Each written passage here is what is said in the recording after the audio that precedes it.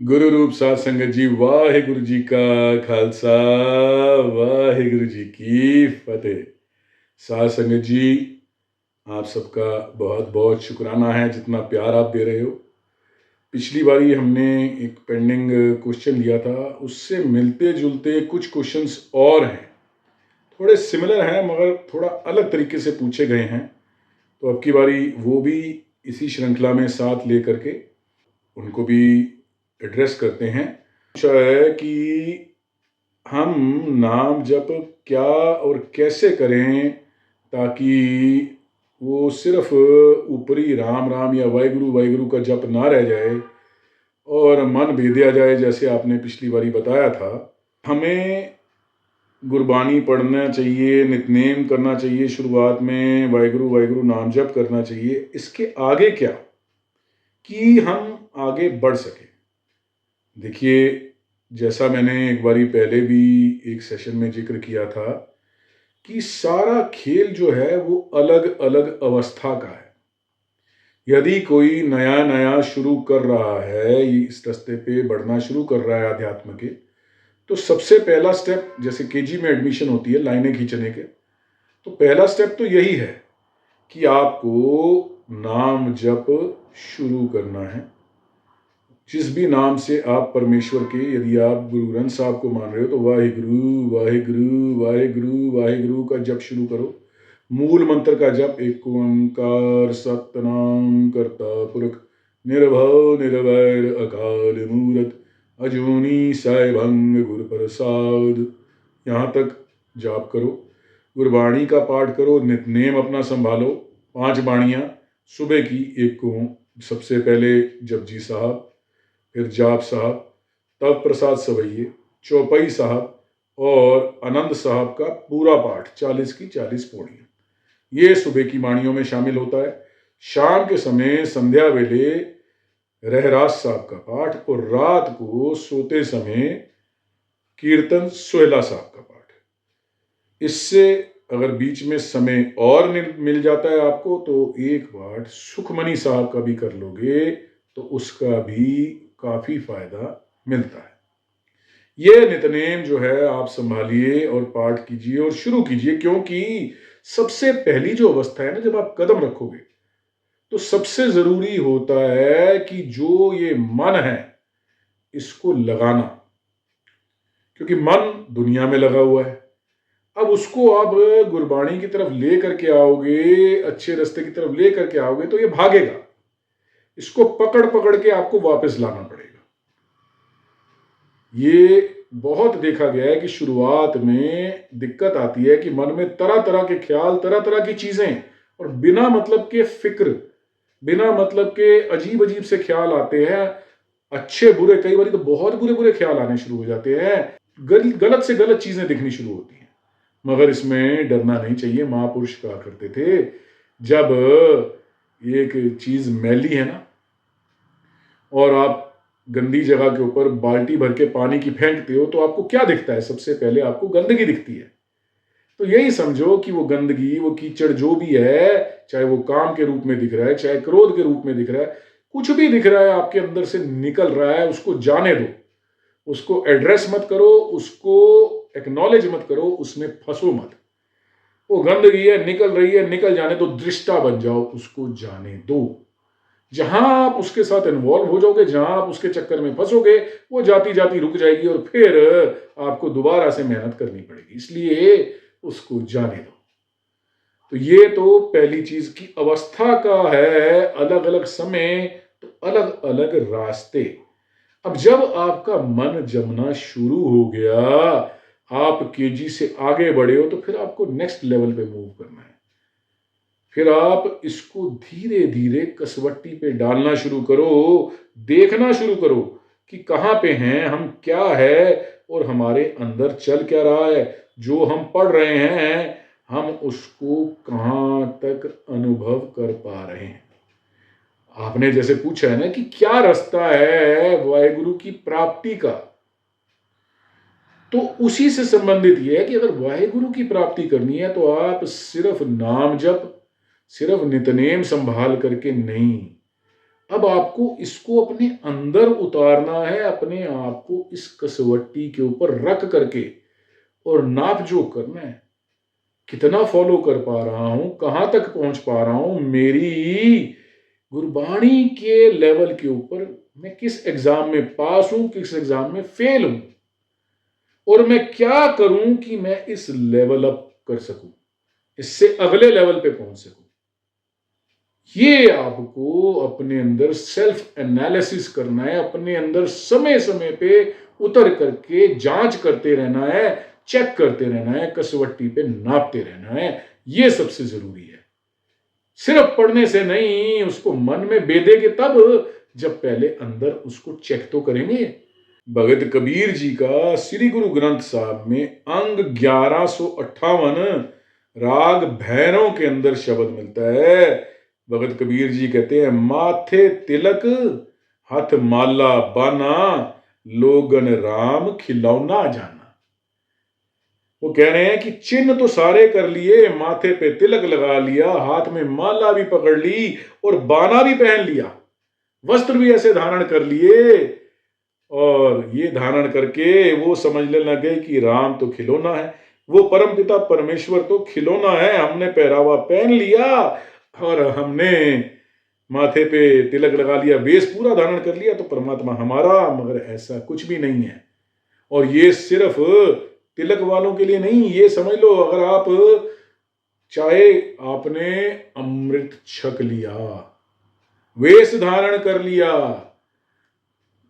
Case रख लिए, दाढ़ी लंबी कर ली, मगर अंदर नहीं उतारा शब्द को, सिर्फ वेश तक ही रह गए, आप भी उस वाहेगुरु को खिलौना ही समझ रहे हो।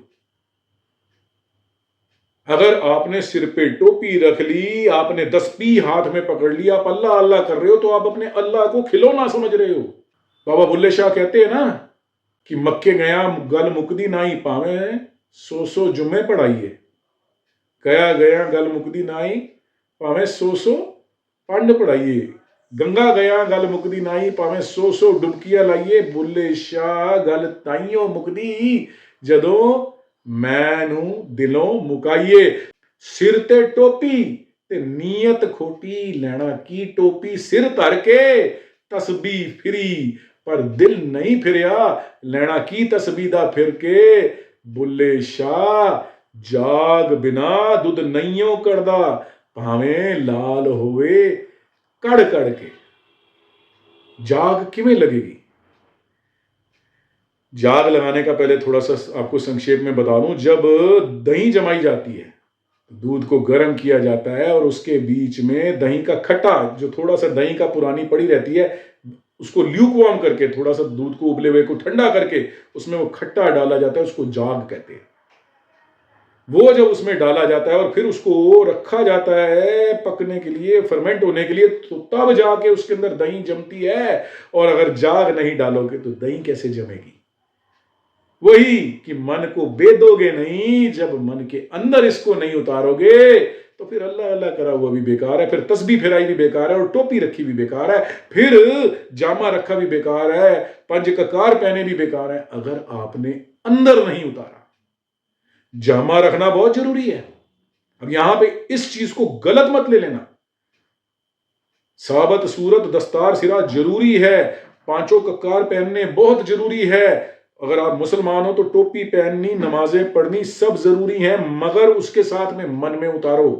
अगर मन में नहीं उतरा, तुम्हारे व्यवहार में नहीं आया, तो फिर ये सिर्फ कर्म रह गए, कांड रह गए, पखंड रह गए।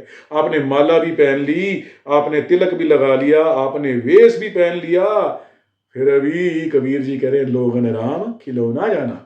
भगत कबीर जी कह रहे हैं कि तुमने तो परमात्मा को खिलौना समझ लिया, कि हमने उसको दिखा दिया, वो खुश हो गया और हमारा हो गया। नहीं, ऐसे नहीं होगा। जब तक उसके बताए रास्ते पे नहीं चलोगे, कुछ नहीं होने वाला। बाना जरूरी है, मगर बाने के साथ साथ अंदरूनी तौर पे बदलाव बहुत जरूरी है, बहुत ज्यादा इंपॉर्टेंट है। जो हों बौरा तो राम तोरा। वो कहते हैं कि मैं जा करके कोई पूजा नहीं करता, कोई पाठ नहीं करता, मैं तो हर वक्त तेरे साथ अंदर से जुड़ा रहता हूं, मगर लोग मुझे कहते हैं ये तो बौरा है, ये तो पागल है, ये तो बेवकूफ है। और हे मेरे परमात्मा, अगर मैं बेवकूफ हूं, इन लोगों की नजरों में पागल हूं, तो भी मैं तो तेरा सेवक हूं, मैं तो अंदर से तेरे साथ जुड़ चुका हूं। और अब ये जो अंदर की प्रीत जुड़ गई है, अब ये टूटने वाली नहीं, चाहे मुझे दुनिया जितना मर्जी पागल बोलती रहे, चाहे मुझे जितना मर्जी बौरा बोलती रहे। जो हूं बौरा तो राम तोरा, मैं तो तेरा हूं।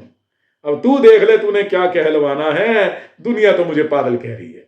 ये कबीर जी ने अपने राम के आगे रख दी बात, लोग मरम कह जाने मोरा। और ये दुनिया वाले भरा क्या मेरे दिल के भेद को जान सकते हैं, मेरा मरम ये दुनिया कैसे जान सकती है। बोलो सतनाम श्री वाहिगुरु। और ये उन्होंने एक बहुत बड़ी सच्चाई सामने रख दी है, ये हकीकत है। जब आप अध्यात्म के रास्ते पे चलोगे, जब आप परमात्मा के पंथ पे चलोगे, जब आप गुरुमुखी की तरफ चलोगे, तो बहुत सी दुनिया आपको बौरा, पागल, बेवकूफ, मूर्ख, सीधा साधा, पगलैट कुछ भी कहेगा, मगर वो अपनी जगह पे सही है। उनको पता ही नहीं कि आपके अंदर क्या है, उनको पता ही नहीं आपका जुड़ाव कहाँ किससे हो रहा है, उनको पता ही नहीं, क्योंकि ये तो गूंगे की मिठाई है, आपके अंदर चल रही है। दुनिया वही देख रही है जो उनकी अपनी खुद की इस समय अवस्था है। उनको अपनी अवस्था पे जो ठीक नहीं लगा, उन्होंने उसको पागल कह दिया। इसमें आपकी गलती नहीं, इसमें देखने वाले की निगाह की गलती है। वो जाने, उसकी निगाह जाने और उसकी रसना जाने। वो कह रही है बौरा, वो कह रही है पागल, तो भी वो जाने उसको क्या कहना। हम तो राम के हो लिए, हम तो वाहिगुरु के हो लिए, मैं जानू मेरा वाहिगुरु जाने, तीसरा कौन।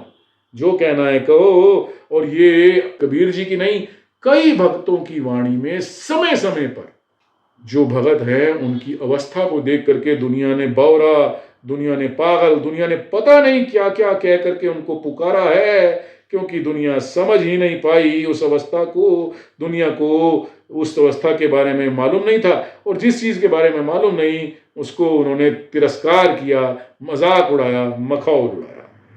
तोरो न पाती पूजो न देवा, मैं तो कोई पाती नहीं तोड़ता, कोई फूल नहीं तोड़ता, कोई मालाएं नहीं बनाता, और किसी देवता की, किसी भी मैं विग्रह की पूजा नहीं करता, किसी भी मूर्ति की मैं पूजा नहीं करता।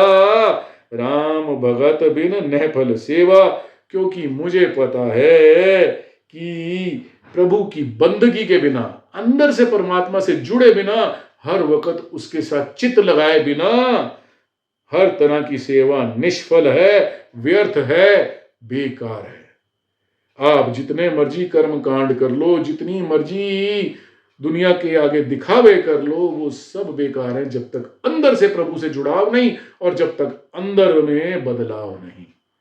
जहां वो आ गया तो फिर बाकी सब व्यर्थ, सब बेकार, वही असली जुड़ाव है। बोलो सतनाम श्री वाहिगुरु।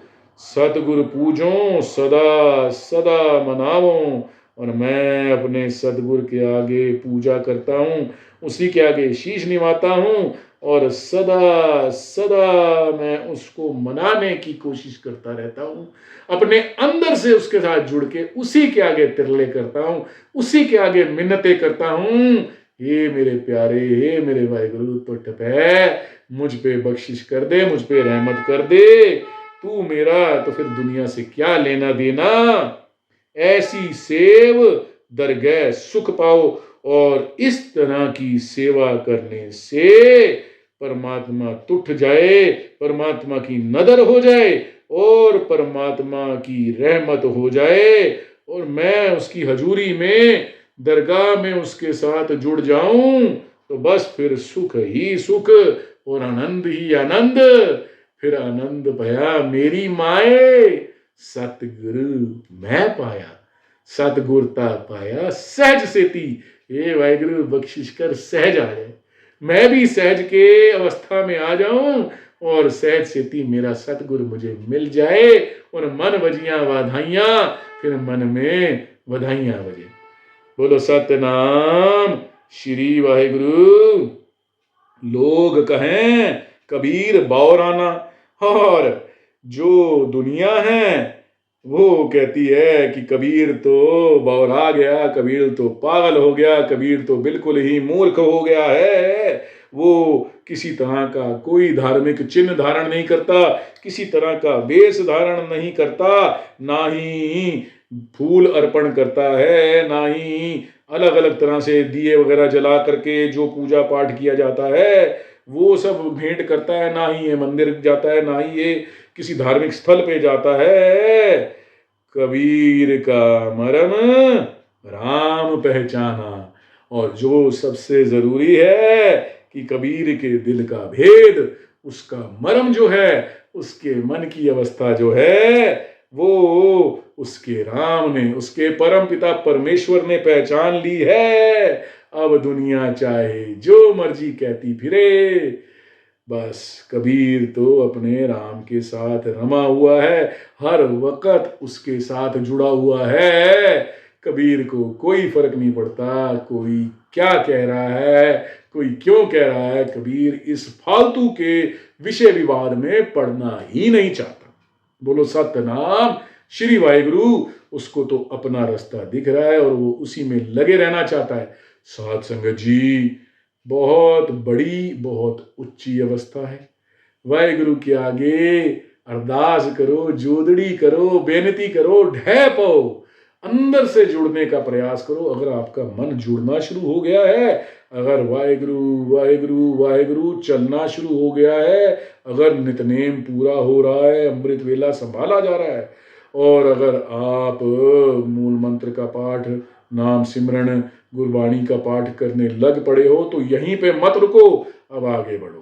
एक एक चीज को अपने ऊपर लागू करके देखना शुरू करो कि कहाँ पे ठीक है, कहाँ पे गलत है, और आपको दिखेगा, खुद ब खुद दिखेगा। अंदर बैठा वाहिगुरु आपको खुद गाइड करेगा, अंदर से पता लगेगा कि यहाँ यहाँ और इन पॉइंट्स पे इंप्रूवमेंट की जरूरत है। और वाहिगुरु जो कहे उसको ध्यान से सुनो, अपने ऊपर उन इंप्रूवमेंट्स को लागू करो, और एक एक करके ऐसी चीज जो है उनको रिमूव करते जाओ जिन जिन में इंप्रूवमेंट्स की जरूरत बाकी है। आप खुद ब खुद देखोगे कि दुनिया का रवैया आपके प्रति बदलेगा, आपको दुनिया उल्टा सीधा कहना शुरू हो जाएगी, मगर आपने उनको नहीं सुनना, क्योंकि ये एक निशानी है कि अब आपकी, आपके परमात्मा अपने परम पिता परमेश्वर के साथ लिव लग रही है। और ये चीज इन आंखों से देखी नहीं जा सकती, इन कानों से सुनी नहीं जा सकती। वो प्रेम जो है वो सिर्फ आप जानते हो और आपका परम पिता परमेश्वर। दुनिया का कोई भी ऐसा नहीं, या तो फिर उस अवस्था का खुद भगत हो जो उस लेवल पे पहुंचा हो, वो समझ सकता है, या फिर आप और आपका परमेश्वर, तीसरा कोई नहीं समझ सकता। और ऐसे लेवल पे भगत कम मिलते हैं दुनिया में, आम आचरण वाले ज्यादा मिलेंगे। इसलिए आप एकदम एक फोकस बना करके अपने रास्ते पे चलते जाओ, वाहिगुरु के आगे तरले पाते जाओ। पता नहीं कब परम पिता परमेश्वर टूट पड़े, कब उनकी तरस हो जाए, कब उनका रहमत हो जाए, कब उनकी बख्शिश हो जाए, और कब आपके मन में उनका वास हो जाए। फिर तो दुन सुखिए और रहन सुहेला, हर वक्त चारों वक्त परमात्मा अंग संग, और किसी तरह की कोई परेशानी, किसी तरह की कोई दिक्कत नहीं बाकी रह जाएगी। अरदास करो साध संगत जी, आपका भी और इस तुच्छ पापी का भी महाराज आप उद्धार करें, आप इस रास्ते से निकालें। और इसी तरह से प्यार बनाई रखो। गुरबानी कहे यूट्यूब चैनल को आप फॉलो करते रहो, गुरबानी कहे इंस्टाग्राम हैंडल को भी फॉलो करो, और गुरबानी कहे फेसबुक के ऊपर जो हर्षपाल सिंह का हैंडल है, जो अकाउंट है, उसको भी फॉलो करते रहो। प्यार बनाई रखो, सवाल भी पूछते रहो, ताकि मैं भी इन सवालों को ढूंढते ढूंढते कुछ नया सीख सकूं। आप सबके चरणों की धूल के सदके मुझे भी कुछ आ जाए। इसके बाद इजाजत। साध संगत जी, भूल चूक की माफी। वाहिगुरु जी का खालसा, वाहिगुरु जी की फतेह।